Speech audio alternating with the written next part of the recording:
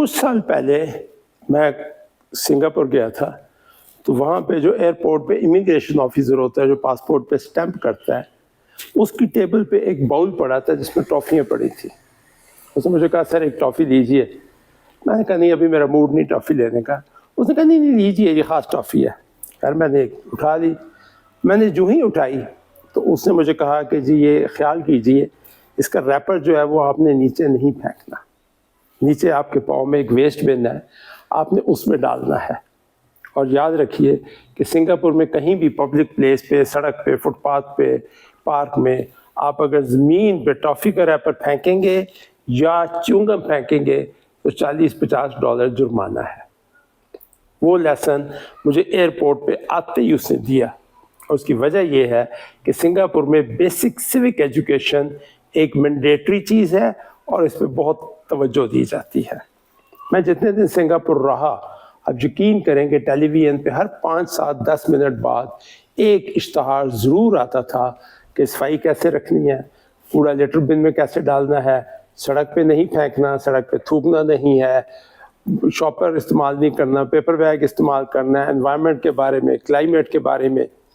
میں نے ایک بندے سے پوچھا، میں نے ایک لوکل اس سے اپنے کولیگ سے پوچھا، میں نے کہا یار سنگاپور تو پہلے ہی اتنا صاف ہے، آپ کو کیا ضرورت ہے اتنی اشتہار بازی کی ٹی وی کے اوپر؟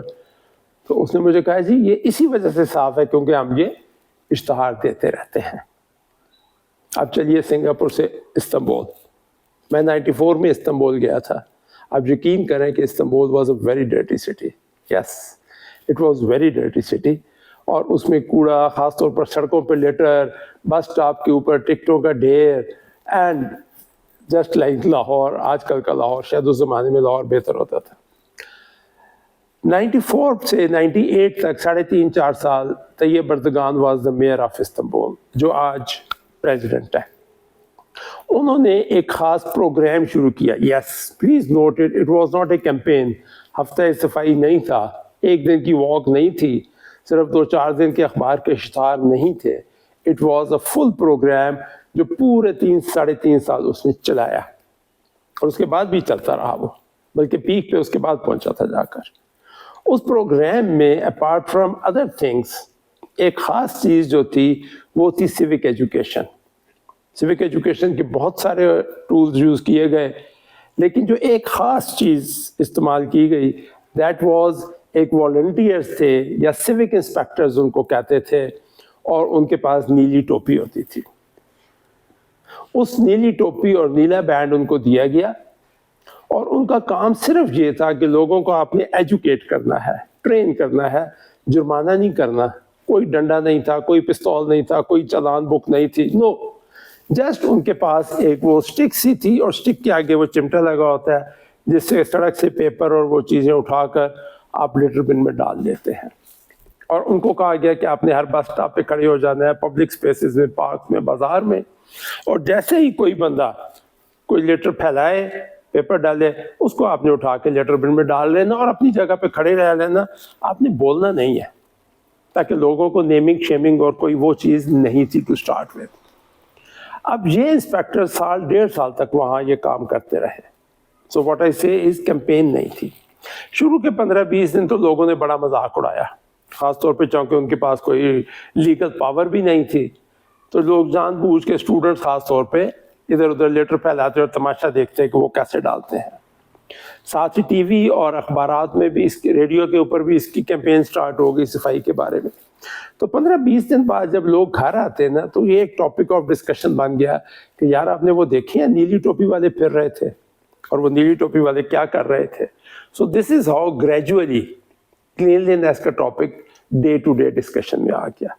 دس was supported with Friday sermons, جمعے کے خطبے میں مینڈیٹری کیا گیا، اسکول کے کریکولم میں ایک چیپٹر ایڈ کیا گیا، اور ٹی وی، ریڈیو، اخبارات کے اوپر ایک میسو کیمپین چلائی گئی.